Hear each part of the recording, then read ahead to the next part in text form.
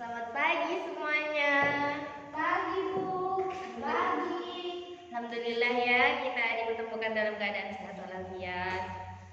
Tadi pagi hujan di rumahnya. Hujan Bu. Iya sama ibu juga.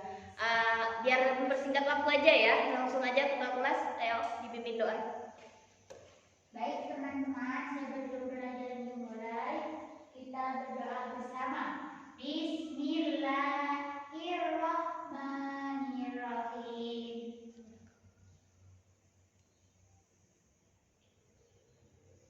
Berdoa selesai. Iya bagus.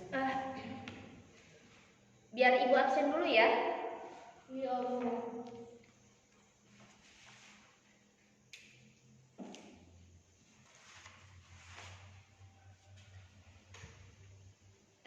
Di sini ada yang mutasikan ya dari luar negeri. Untuk Lijeno, Siti Aviana, Hadir. Rozaiko Nur Marisa, Hadir. Nur Imamah, Hadir Bu. Husnul Khotimah. Hadir. Kelas ini kan kelas khusus ya. Berarti untuk orang-orangnya ini memang sudah ditentukan. Dan kalian di sini kan untuk mengikuti Olimpiade Sastra ya. Olimpiade Sastra kejuaraan tingkat nasional. Iya Bu. Saya cukup bangga ya untuk itu. Karena sekarang saya yang akan membimbing kalian. Iya, Silakan ya. Tapi itu Jeno itu nggak masuk Bu, katanya ibunya meninggal. Oh, ya nggak apa-apa ya. Kalian nggak mau ngelayat kah? Kan itu teman kalian. Apalagi habis ini kan Jono itu katanya mau ikut kalian Olimpiade kan. Ini kan udah kelas khusus, sudah dibagi orang-orangnya. Iya Bu, kita mau sumbangan, mau beli buat kesana itu. Oh ya. Oke. Untuk pertemuan kali ini biar ibu langsung saja ya. Biar kalian juga nggak lama-lama. Soalnya ibu itu sama kayak kalian. Ibu itu juga males lama-lama di kelas itu. Untuk yang pertama, silakan buka di halaman 23. Baik Bu. Oke. Kalian udah baca-baca pasti ya, anak Olimpiade, masa nggak baca-baca? Pasti baca-baca kan? Tidak Bu. Bagus. Jadi di sini saya akan membahas tentang materi menulis teks cerita sejarah. Wah, ini kayaknya nggak ada spidolnya ya, tapi nggak apa-apa. Ibu bisa langsung sampaikan atau kalian bisa buka gawainya masing-masing. Di sana ibu sudah ngirim di WhatsApp untuk materi lebih jelasnya dan PPT-nya ya. Baik Bu. Bagus, oke. Jadi saya akan jelaskan sedikit saja. Menulis teks cerita sejarah. Pastinya kalian sudah tahu kalau menulis teks cerita sejarah itu pasti ada langkah-langkahnya.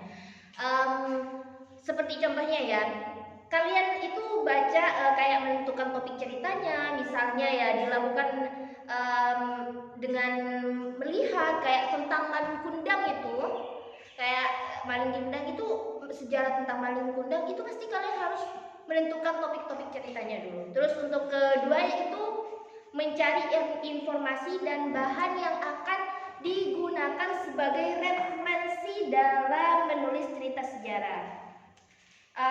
Kalian itu bisa mencari informasi. Sekarang kan udah serba teknologi, apalagi kalian itu anak Gen Z katanya ya, anak Gen Z. Kalau ibu sih udah tua ya.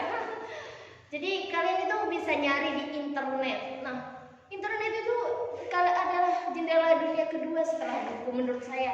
Tapi tetap aja buku itu yang paling membuka jendela dunia menurut ibu. Makanya kalian itu harus sering-sering baca buku ya. Terutama sekarang kalian mau ikut Olimpiade, jadi kalian harus baca buku. Oke? Baik Bu. Terus untuk yang ketiga itu menyusun bagian orientasi yang berisi pengenalan utama dalam cerita sejarah. Nah, ini nih kalian itu penting ya.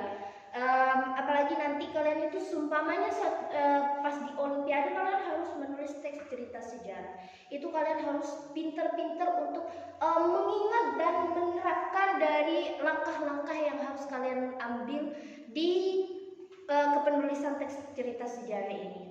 Terus untuk yang keempat, mengidentifikasi masalah yang akan menjadi bagian dari konflik dan inti cerita. Nah, kayak maling kundang itu apa dari isi konfliknya dan menjadi bagian inti ceritanya itu apa yang jadi bagian inti ceritanya dari maling kundang, dari Roro Jonggrang. Itu kan pasti ada. Setiap cerita itu ada konflik, ada inti ceritanya, oke? Dan untuk yang kelima, menentukan unsur intrinsik ceritanya. Udah pasti kalian paham tentang unsur intrinsik. Jadi ibu itu sudah jelaskan di minggu lalu ya tentang unsur intrinsik. Jadi untuk selanjutnya ibu akan menjelaskan tentang menulis cerita berdasarkan bahan dan unsur-unsur yang sudah ditentukan. Nah, kalian itu ada contoh cerita sejarah Prabu Siliwangi dan mitos Maung dalam masyarakat Sunda. Kalian itu bisa dibaca-baca sendiri, untuk dikaji-kaji sendiri, atau kalau ada hal yang tidak dimengerti kalian bisa tanyakan kepada ibu di minggu depan ya. Karena seperti yang ibu sampaikan tadi, ibu itu kurang menyenangi pelajaran yang terlalu lama di dalam kelas.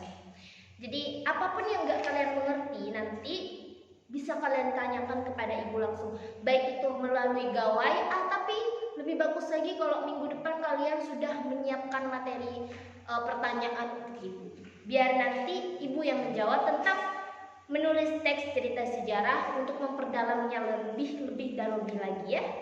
Baik, itu saja yang bisa ibu sampaikan. Kurang dan lebihnya ibu mohon maaf, ibu tunggu di minggu depan. Semoga kalian juga sehat-sehat ya. Dan untuk Jeno juga semoga minggu depan bisa masuk ya.